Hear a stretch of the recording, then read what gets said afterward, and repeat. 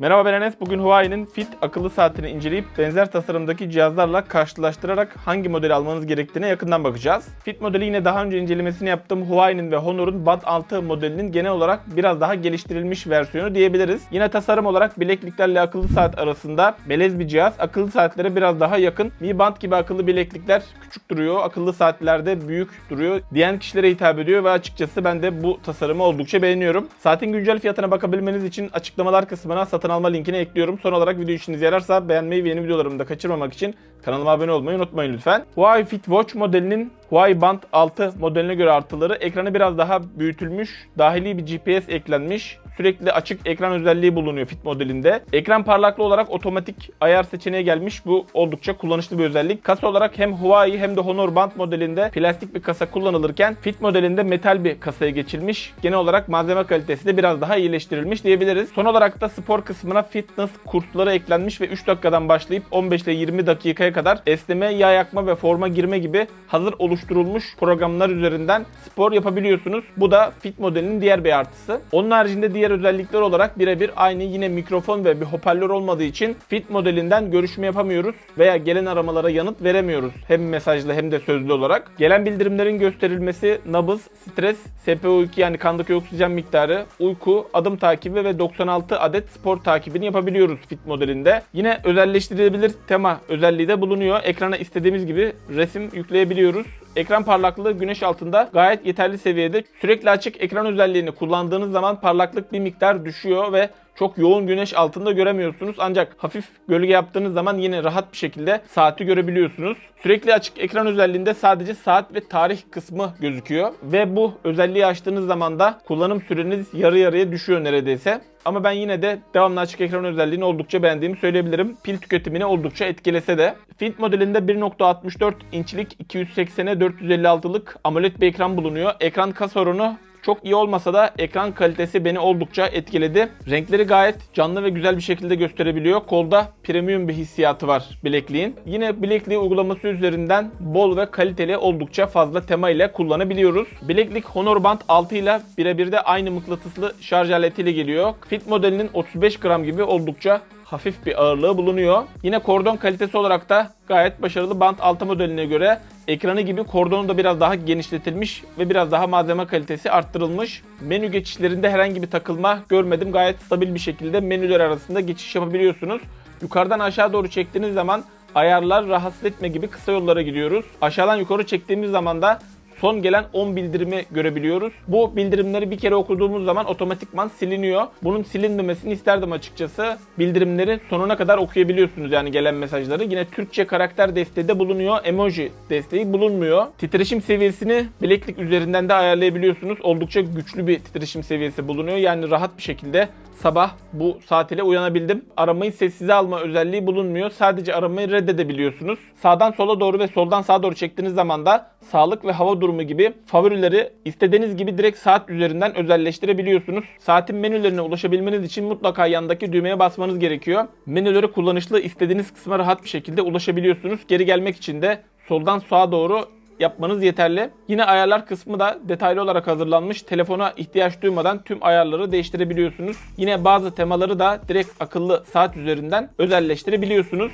Fabrika verilerinde pil tüketimi olarak 10 gün belirtilmiş. Ben kendim kullanım tecrübemde yaklaşık olarak 7 gün boyunca kullanabildim. Ancak ben yoğun bir şekilde test ettiğimi de varsayarsak, yani normal bir kullanıcı için 10 gün gibi bir süre kullanılabilir. Tabii ki burada GPS'i ne kadar kullandığınız, sağlık takibini sürekli açıp açmadığınız ve gece takıp takmadığınızda oldukça etkileyecektir bu süreyi. Saatte 5 ATM'lik suya dayanıklık seviyesi bulunuyor. Yani rahat bir şekilde banyoda veya havuzda bu saati kullanabilirsiniz. Dahili bir GPS de bulunuyor. Dışarı çıktığımız zaman 1-2 dakika beklediğiniz zaman rahat bir şekilde GPS'e bağlanıyor ve telefonu yanınıza almasanız dahi spor yaparken gittiğiniz rotayı kayıt altına alıyor ve bunu direkt uygulama üzerinden görebiliyorsunuz. Bileklikte Bluetooth 5.0 kullanılıyor. Bileklikten uzaklaşıp tekrar yanına geldiğim zaman bağlanamama gibi bir sorunla karşılaşmadım. Herhangi bir şekilde bildirimlerini de gayet stabil bir şekilde aldım tüm uygulamalardan bileklik üzerinden. Evet, sağlık kısmındaki ölçüm kısmına geldiğimiz zaman bilekliği Honor Band 6 ve Mi Band 6 ile ve parmaktan nabız ölçen oksimetre ile yaptığım nabız testinde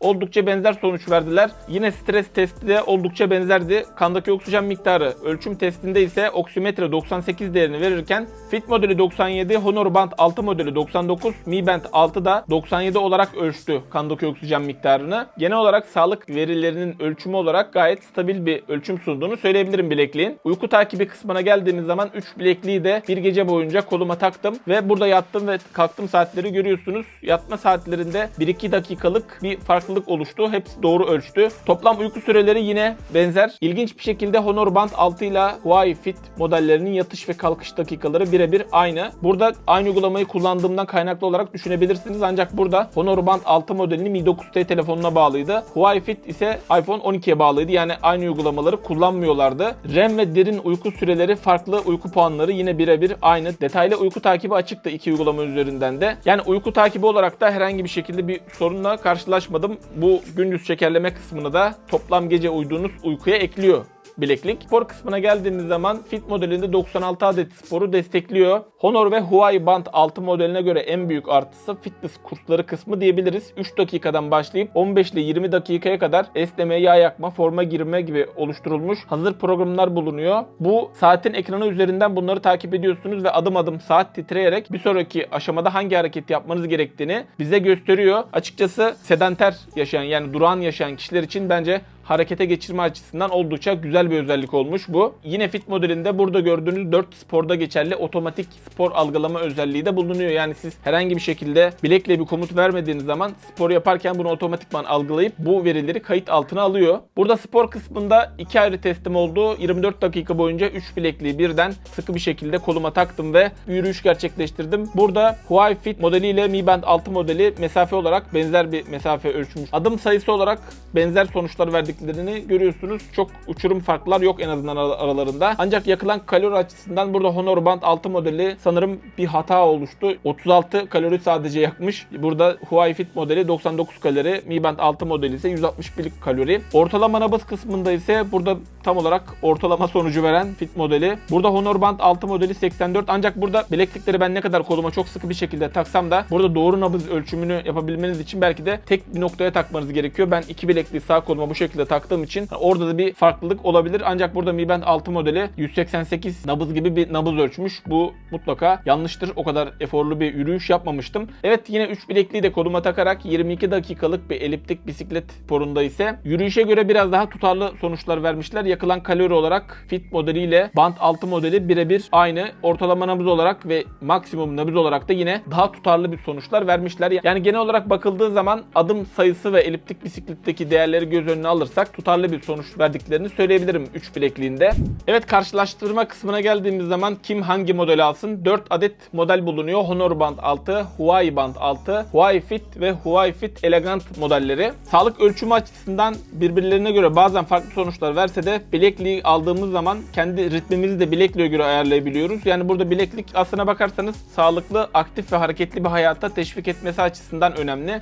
Yani bu açıdan bakarsanız en uygun modeli bile alsanız hayatınıza olumlu bir katkısı mutlaka olacaktır. Yine spor kısmında Fit modelinde direkt bir GPS bulunduğu için dışarı çıktığınız zaman telefonunuzu yanınıza almadan rahat bir şekilde yaptığınız rotayı kayıt altına alabiliyor. Bu modellerin incelemesini kanalımdan izleyebilirsiniz. Aralarındaki 2 tane fark bulunuyor. Huawei Band 6 modelinde 96 adet spor modu bulunuyor ve ekstra olarak 24 saat kandaki oksijen miktarını ölçebiliyor. Onun haricinde birebir malzeme kalitesi ve menü olarak Honor Band 6 modeliyle aynı. Şu an incelediğimiz Fit modelinin de malzeme kalitesi olarak biraz daha iyileştirilmiş elegant bir modeli bulunuyor. Bu da yine teknik özellik olarak birebir aynı. Sadece Fit modelinde alüminyum bir gövde yapısı kullanılırken elegant modelinde paslanmaz çelik bir gövde yapısına geçilmiş. Yine kayışın malzeme kalitesi olarak da sağlığa daha az zararlı bir materyal kullanılmış elegant modelinde. Aslına bakarsanız özellik tablosuna baktığımız zaman aralarında ciddi anlamdaki en büyük farkın GPS olduğunu söyleyebilirim. Yine ekstra olarak burada iki segment arasındaki bir diğer önemli bir fark da